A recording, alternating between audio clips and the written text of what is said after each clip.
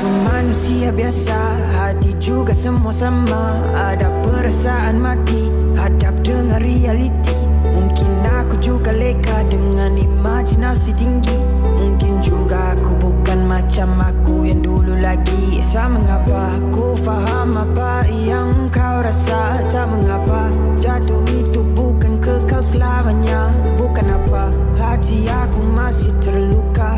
Aku perlukan masa untuk